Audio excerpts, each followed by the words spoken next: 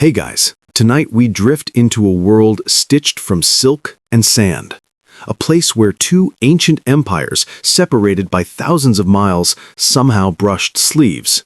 Picture this, the Han Dynasty's capital, Chang'an, shimmering under a pale moon, courtyards perfumed with incense, the sound of silk rustling like whispers. Somewhere far beyond the mountains, in the heat-shimmered valleys of Egypt, linen dries under the desert sun, light as breath. And somehow, through caravans, curiosity, and a bit of ancient fashion envy, those two fabrics meet. You probably wouldn't survive the first 10 minutes of this world, honestly. The air is thick with dust and etiquette.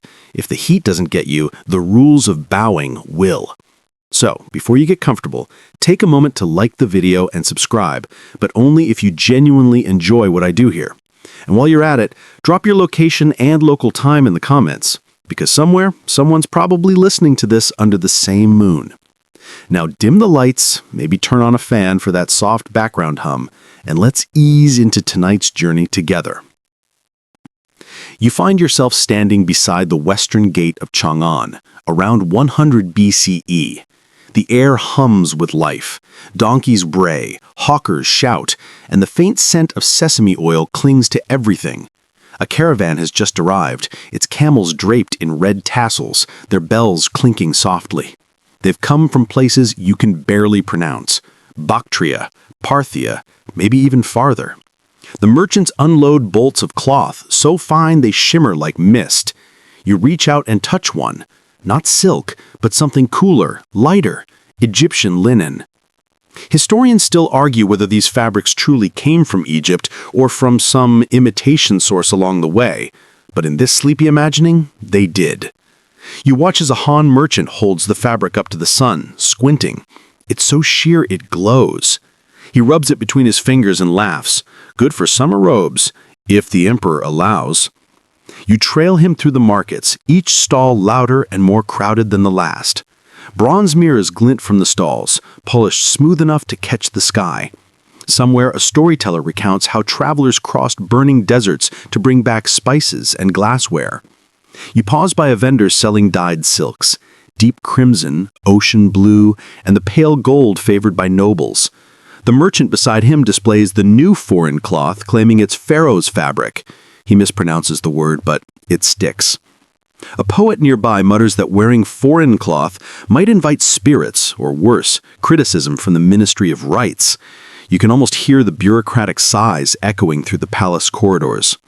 Still, curiosity spreads faster than propriety. You follow a young nobleman, his robe trailing dust, as he inspects the linen. He frowns, then grins. He says, "It breathes." That's the first compliment the Egyptian fabric receives in China. He orders a bolt for a summer cloak. Behind him, a tailor rolls his eyes. Silk is a status symbol, a national treasure. Linen? That's peasant stuff. Still, money talks louder than fabric snobbery. Later that night, you sit on a low wall outside a tea shop, the moon climbing high. Musicians play softly, plucking at the guqin's silk strings. You overhear gossip from travelers, rumors of a land beyond Parthia where rivers flood like clockwork, and people wrap their kings like gifts when they die. You sip your tea, which tastes faintly of dust and jasmine, and imagine Egyptian workers along the Nile, weaving linen in cool stone workshops, unaware their handiwork will one day catch the eye of a Han courtier half a world away. Historians still argue whether Egyptian linen truly reached Han markets through direct trade or through a long chain of middlemen. Some say the climate and distance made it impossible. Others point to records of exotic goods, tortoiseshell from India, frankincense from Arabia, and glass beads likely from the Mediterranean. So really, what's a few rolls of linen between empires? As the night deepens, you wander back toward the gates. The guards lean on their spears, half asleep. In your mind, you trace the journey backwards, across the Pamirs, through Persia, past the Red Sea ports, and into the heart of Egypt. Somewhere along that endless trail, hands exchanged fabric for gold, stories for spices. The air cools. You glance once more at the bolt of linen folded in your arms. It smells faintly of smoke and sun. Two worlds folded into one cloth. You imagine the Egyptian weaver humming as she worked, never guessing that her creation would one day catch the eye of a Han courtier half a world away. And in that moment, as the torches flicker and the city settles into its nocturnal rhythm, you realize that history isn't just written, it's worn. Threads carry whispers, and every hem hides a map. You brush your fingers across the linen again, the texture both alien and familiar, and you can almost hear the desert wind inside it. You wake with the dawn, still in Chang'an, and the city hums like a loom beginning its day. From every direction comes the murmur of trade, the bray of camels, the jangle of harness bells, the soft rhythmic clap of sandal soles on dust. You follow the noise through the West Market, where the Silk Road empties its treasures into China like a vast river of curiosity. It's here, between the scent of cumin and the shimmer of bronze, that the threads of two empires truly cross. Merchants from Persia, Parthia, and India lean over counters, arguing in half a dozen languages about weight, weave, and worth. Somewhere, under a sun-bleached awning, a bolt of foreign cloth glows faintly gold. You reach out. It's that same linen again, the one the noble admired last night. Cool against your fingertips. A texture so different from the softness of silk that your mind immediately starts comparing. Silk whispers, linen breathes. Historians still argue whether these meetings ever happened quite like this, whether Egyptian goods truly traveled so far, or if Egyptian became a kind of brand name passed along the road to make things sound exotic. But in this slow-paced dream, you can see the process unfold as clearly as camel tracks in dust. A merchant from Syria sells a batch of linen to a trader from Sogdia. The Sogdian adds a story about the Nile to boost the price, and by the time it reaches Han China, it's the cloth of the sun gods. You watch one caravan master unroll his maps, thin strips of painted silk, tracing routes that stretch across entire continents. He gestures at oases you've never heard of, each a bead on the necklace of the Silk Road. At every stop he says there's tea to be swapped for incense, jade for glass, silk for linen. You nod, pretending you understand, but really you're just entranced by the idea that every thread of clothing might carry the memory of another person, another land. The market crowd swells. A man selling frankincense shouts that his goods smell like heaven itself. Next to him, a woman hawks turquoise beads from the western deserts. You catch a whiff of roasted sesame, and your stomach growls. It's been a long morning of imaginary time travel. Someone jests that you could trade a single Han silk robe for enough linen to wrap a minor pharaoh. You chuckle quietly. Not bad, considering silk takes weeks to spin and weave. The road, though, isn't kind to these merchants. You imagine the journey in reverse. Linen packed tightly into camel saddlebags, crossing mountains where snow crunches like broken porcelain, then through deserts where the stars burn so fiercely that travelers swear they can hear them. Traders sing to keep their spirits up, half prayer, half lullaby. One fringe tale says the first bolts of linen came not from trade, but from shipwreck. Supposedly, a vessel from an Egyptian port drifted east after a storm, its cargo washing ashore somewhere near India. There, local weavers studied the cloth, copying its weave before passing the idea further along the trade routes.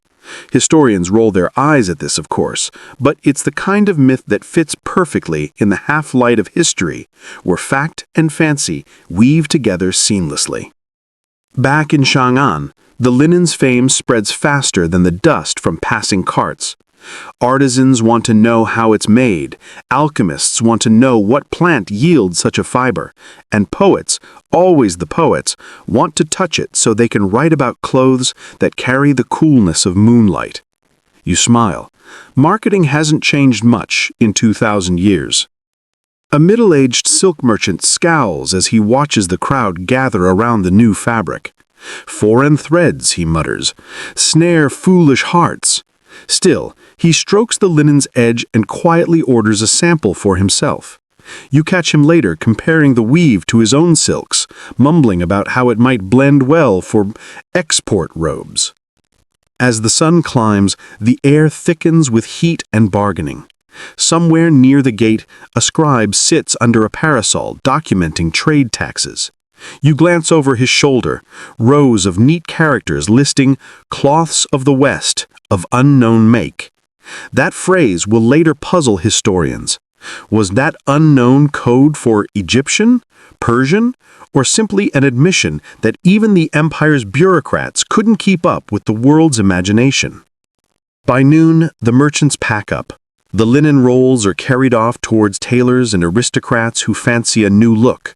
You walk beside one of them, following a cart laden with goods down the road lined with parasol trees.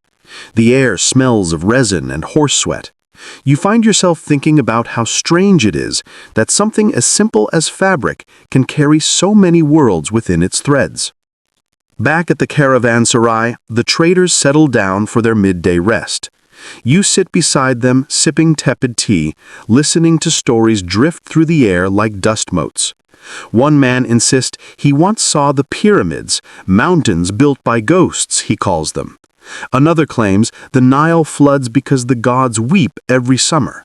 The others laugh, but secretly they all want to believe. You do too. As the day fades and shadows stretch long, the road outside Chang'an glows faintly golden in the dying light. Somewhere down that winding route lies the source of all these rumors, a land of palm trees, linen looms, and kings wrapped in eternity. You don't know yet how much of it is true, but the sound of trade, of voices mingling, feels like the heartbeat of connection itself. The caravan leader you met earlier looks at the horizon and sighs. Silk for linen, jade for glass, word for word. Every trade is a kind of story, he says. You nod, realizing he's right. And as the last rays of sunlight catch on the bolts of linen stacked beside the wall, they shimmer like a promise. You step through a lacquered doorway into a noble's chamber, the inner world of Han fashion, where formality and elegance dictate every movement. The first thing you notice is the quiet. Even the servants glide like ghosts. Sunlight filters through bamboo blinds, striping the room in gold. On a low stand lies a robe folded with mathematical precision, every crease deliberate, every corner aligned to invisible laws of hierarchy. Here, clothing isn't just clothing, it's identity, status, philosophy. The Han wardrobe is a soft armor of etiquette, woven to display exactly how important or how humble you are. Robes for the court, robes for rituals, robes for lounging while pretending not to care about politics. Silk, naturally, is everywhere. It gleams faintly even in the shade, as if moonlight had been captured and tamed. You watch a young attendant lift a sleeve. It ripples like water, then falls perfectly still. "Don't wrinkle the phoenix embroidery," her mistress warns, half amused, half serious. The noblewoman herself is preparing for a banquet, surrounded by combs, ribbons, and an air of gentle anxiety. Historians still argue whether Han clothing codes were stricter for women or men, though both seem exhausting. Rank determined everything: the color of your robe, the height of your belt knot, even how many layers you could wear without looking ridiculous. You think about your own wardrobe, probably less stressful unless you count laundry day. The Han robe, or Shen Yi, is a masterpiece of geometry. One long piece of fabric, folded and wrapped around the body without a single cut. The seams are like whispers, barely there, yet perfectly balanced. The idea is cosmic harmony. Heaven is round, earth is square, and your outfit should somehow reconcile the two. No pressure. A servant brings in a bolt of the new linen, rumored to come from the far west. The noblewoman's eyes widen. "Too light," she says first, but her fingers linger on it anyway. You can tell she's intrigued. Silk, for all its beauty, can suffocate in the summer heat. Linen, foreign, breezy, suspiciously practical, feels like rebellion in thread form. You watch as her tailor unfurls it, testing the weave against the light. "For underlayers, perhaps," he murmurs. "No one would see."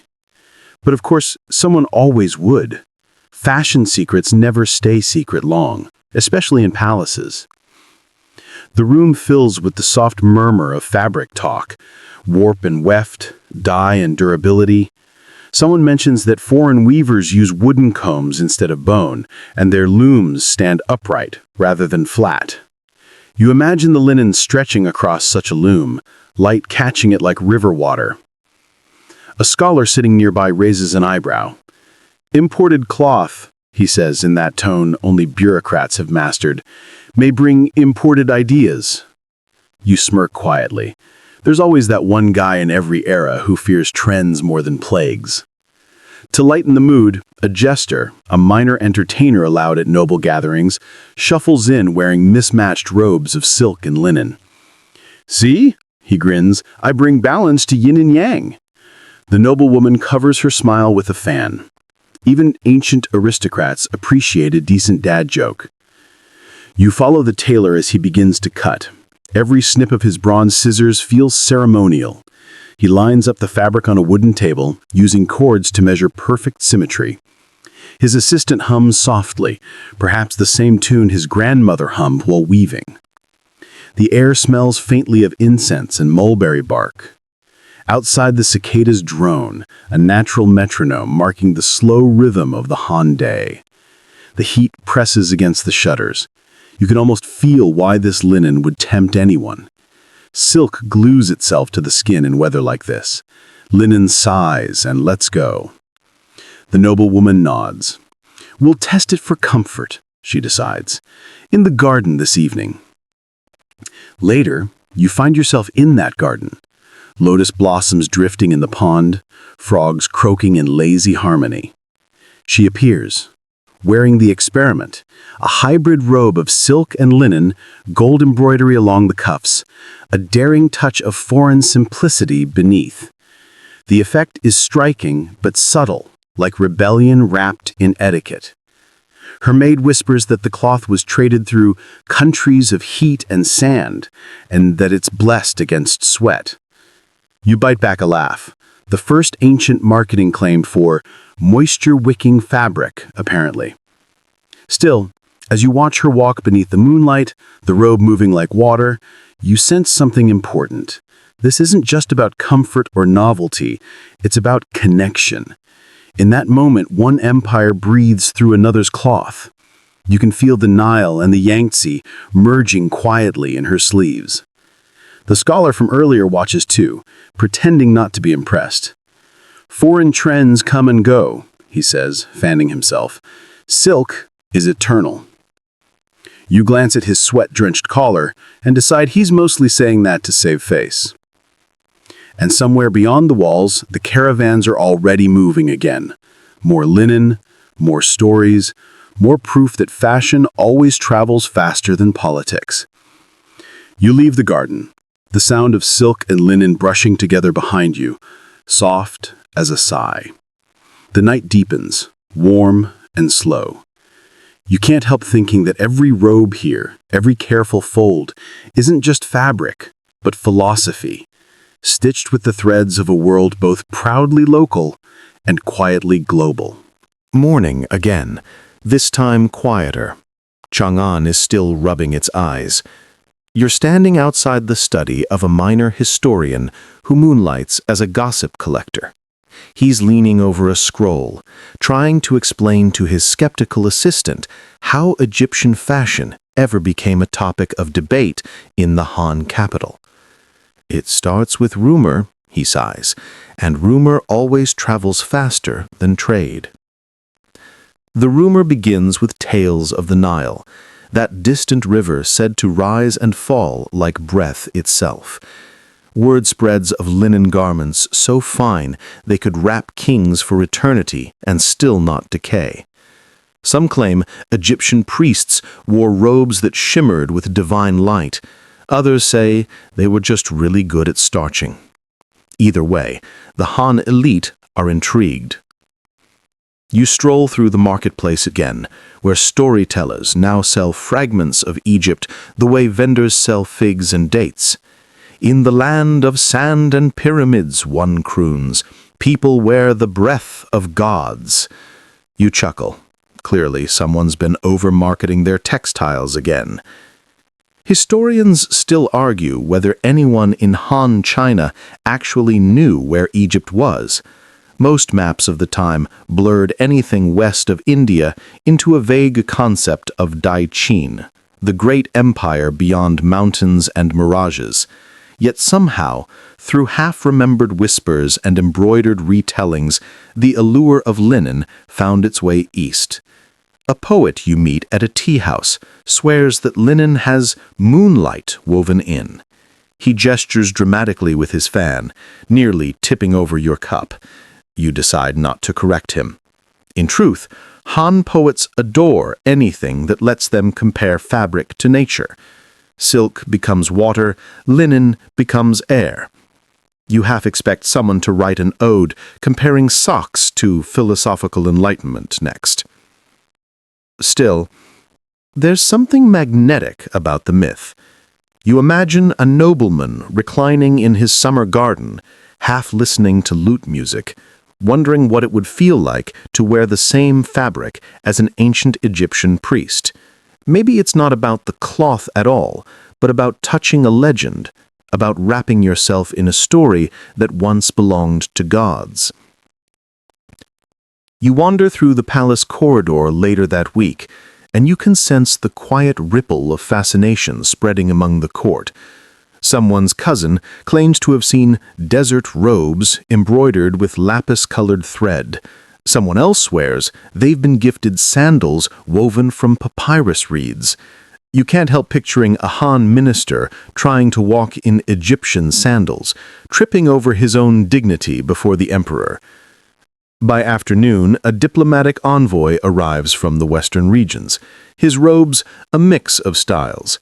He bows deeply, presenting gifts, small alabaster vials of perfume, amulets shaped like scarabs, and yes, fine linen. The court gasps softly.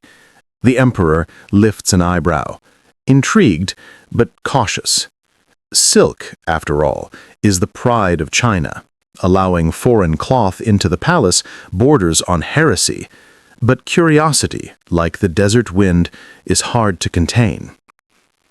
You watch the eunuchs carry the linen away for inspection. It said that one of the Empress's attendants secretly kept a small piece for herself, folding it into her pillow. "To dream of the lands where it came from," she whispered. You smile at that.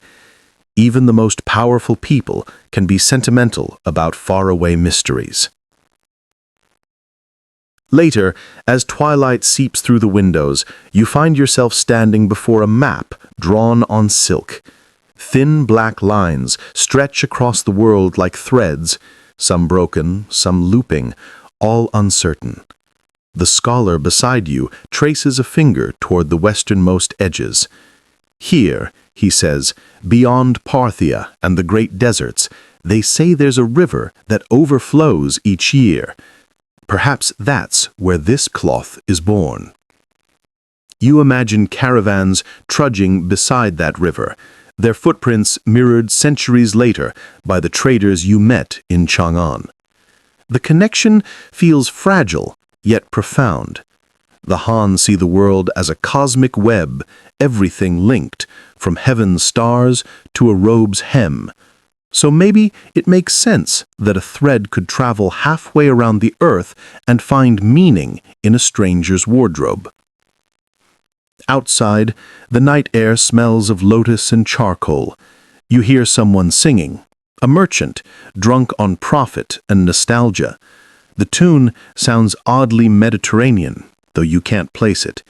His lyrics drift through the dark, the cloth that cools the sun, the robe that humbles kings. You grin. It's catchy in a sleepy way. And just as you're about to leave, a palace servant passes by, carrying a scroll filled with sketches, strange figures in triangular skirts and tall crowns. Imported drawings, she explains, part of a trade shipment. They say it's from a land where cats are sacred. You nod thoughtfully. Maybe that's where the linen came from. Historians still debate how much Egypt and China knew of each other in those distant centuries. Some claim faint records exist. Chinese mentions of Lijiang, perhaps Rome or Alexandria by another name. Others say the link is romantic invention, the sort of historical mirage travelers love to tell around fires. But tonight, standing in that perfumed corridor, you let the myth live. After all, every rumor starts as a longing for connection. The stars rise over Chang'an, silver and soft. You picture the same stars hanging over the Nile, reflected in its dark water. Two civilizations staring up at the same sky, unaware that their threads are already tangled in the loom of history. You breathe deeply, feeling the slow rhythm of both worlds merge, the whisper of silk, the sigh of linen, and realize you're already wrapped in their story. You're back in the weaving district of Luoyang, the air vibrating with the sound of looms. The rhythmic clack-clack is hypnotic, almost musical. Threads stretch across bamboo frames like golden harp strings, and the smell of fresh-dyed silk mixes with the sharp tang of boiled mulberry leaves. Here, the Han textile workshops are less like factories and more like cathedrals of patience. Today, though, there's a quiet rebellion underway. The weavers have received a sample of that foreign cloth, Egyptian linen supposedly, and they can't stop poking at it. You lean over a wooden frame as a woman in a faded headscarf runs her fingers along the fabric's edge. "Strange," she murmurs. "It breathes differently." She holds it to her cheek, closes her eyes, and smiles. Feels like night air. Historians still argue whether Han artisans truly got their hands on authentic Egyptian linen, but the fascination was real. Textile workshops recorded attempts to replicate the weave, some even experimenting with a mix of silk and rami, the closest local substitute. You can almost see the trial and error happening in real time, threads breaking, apprentices sneezing in clouds of dust, someone muttering about too many fibers, not enough fortune. At one loom, a young craftsman has tied a piece of the foreign fabric beside his own work for comparison. He squints, tongue between his teeth, and says, "Their weave is tighter, but the threads are rougher, like a clever but impatient student." You laugh softly. Artisans have always been equal parts critic and admirer. The workshop master, a wiry man with calloused hands, shakes his head. "We can't sell this," he grumbles. "No shimmer, no soul." Yet even he can't resist testing the material's resilience, twisting and tugging, nodding slowly. "Still," he admits, "it would make fine summer bedding." You catch the faintest glint of practicality in his eyes, the universal gateway drug of innovation. As the afternoon light tilts through the rafters, the weavers' conversations turn speculative. What sort of people make this fabric? Are their looms built of gold? Do their rivers truly flood by command of the gods? One woman jokes that maybe their thread comes from the hair of mummies, then snickers at her own daring. A few apprentices laugh too hard, like they're not sure if it's okay. You can't help but smile. Workplace humor hasn't evolved much into millennia. In the corner, a scholar sent by the Bureau of Textiles scribbles notes on a bamboo slip. He mutters phrases like unfamiliar weft ratio and remarkable breathability, occasionally wiping sweat from his brow. Historians will argue about this someday, you think, then realize you're technically fulfilling that prophecy. He pauses to lecture a weaver who's trying to imitate the foreign pattern by eye. No, he insists. You must measure the gaps, not the threads. She rolls her eyes and mutters something about scholars who've never held a shuttle. You suppress a chuckle. In every age, theory and practice weave an awkward partnership. Outside, the river hums under the bridge, carrying dye runoff in faint rainbows. You dip your hand in, the water cool and slippery, and wonder how many colors from this stream will end up in garments that travel halfway across the empire. Maybe even to the capital again, woven not of Egyptian linen, but of Chinese curiosity.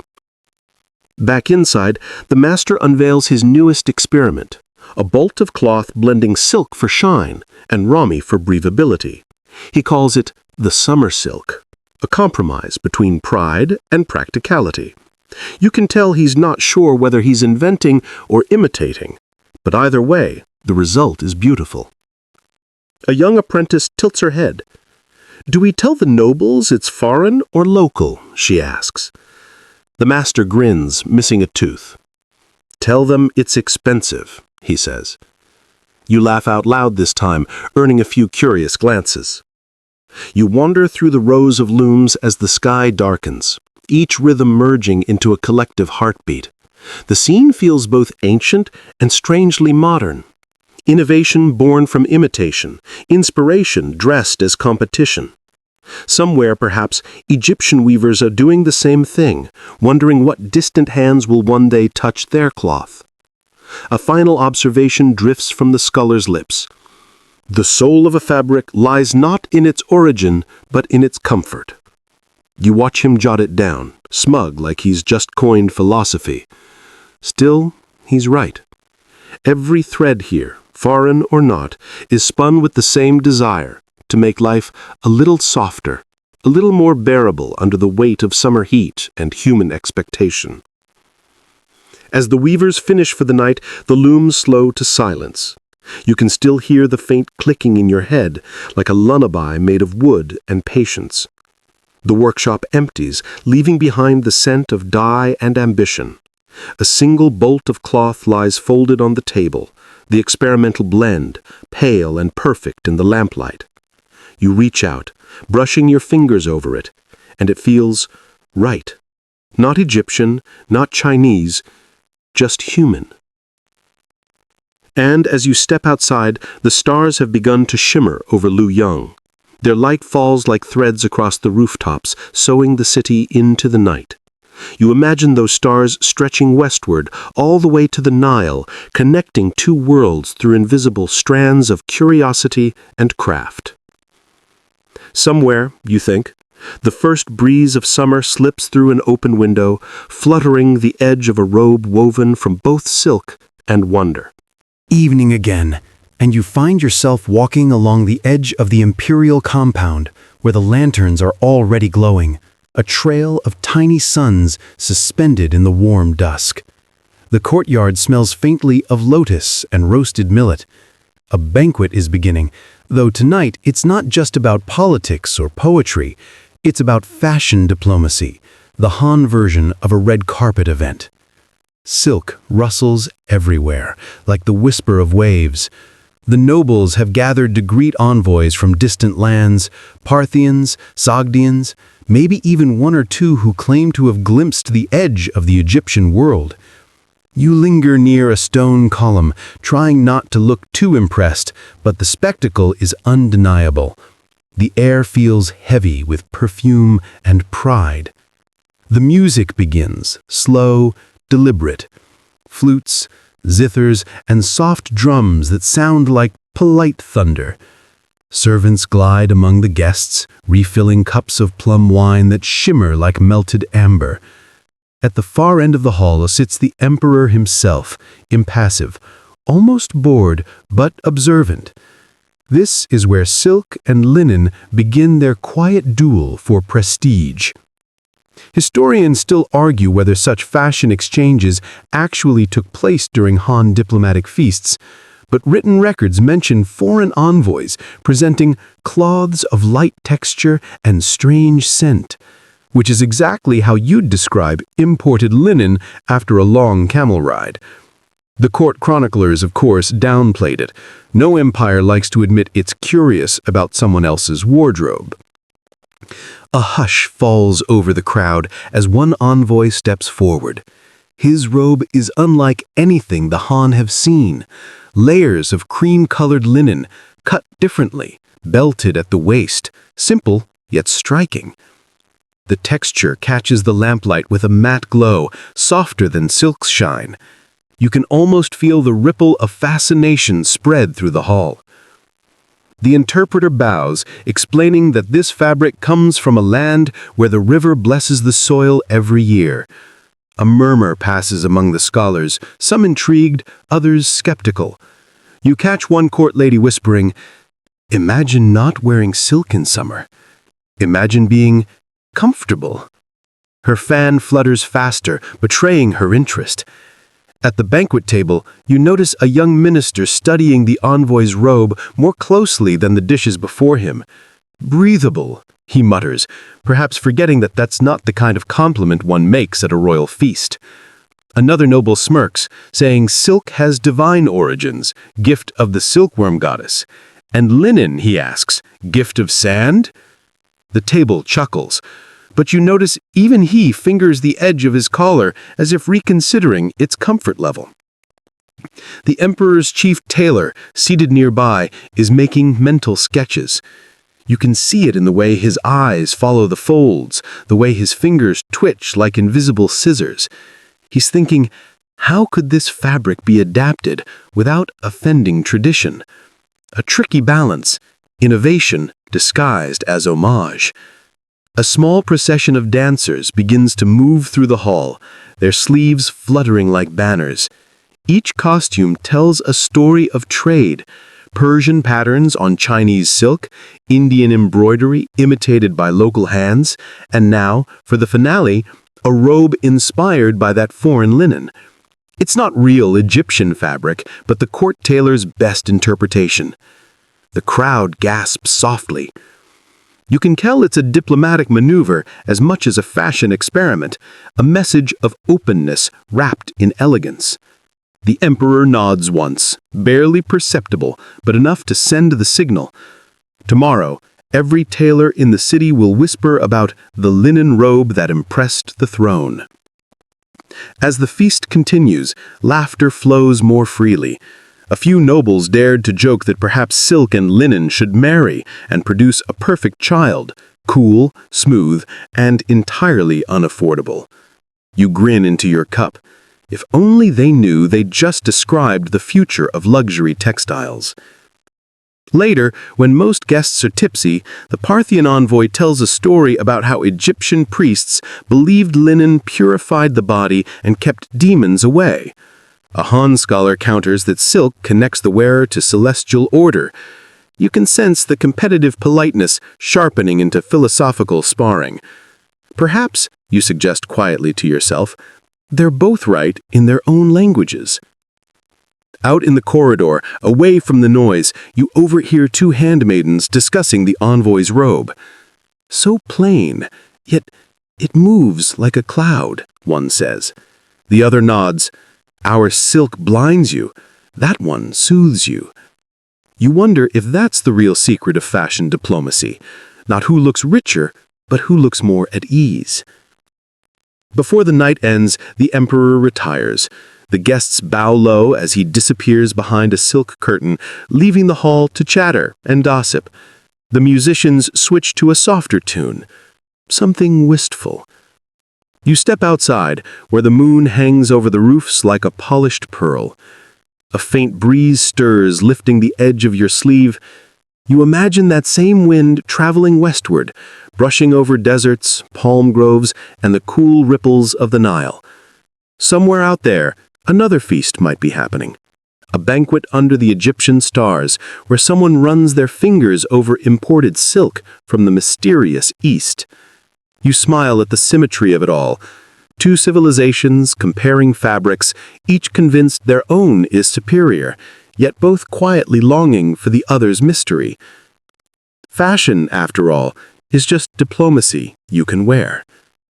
The lanterns flicker lower, the conversations fade, and the garden beyond the walls hums with crickets. You let yourself breathe, the night air carrying traces of wine and jasmine. Somewhere between silk and linen, luxury and comfort, self and stranger, the world feels small enough to fit inside a single thread. The next morning rises warm and honey-colored, and the palace air feels thick with the perfume of gossip. You wander through the inner courtyards, past lacquered gates and koi ponds, toward the women's quarters. It's quieter here. No clanging armor, no officials arguing about tariffs, just the soft hush of silk brushing over polished tiles. Today's intrigue doesn't involve military maneuvers or treaties. It's about veils. Gauzy, delicate veils, inspired by the ones the Egyptian envoy's companions wore last night. Court ladies, ever attuned to subtle shifts in taste, have taken notice. You can already hear the whispers drifting down the corridors like incense smoke. The Empress herself is trying one. Inside her private dressing chamber, the Empress sits before a bronze mirror polished to near perfection. A handmaiden gently lifts a thin veil, woven from the finest silk but imitating linen's airy lightness. It drapes over her hair, softening her face until she looks less like a ruler and more like a painting come alive.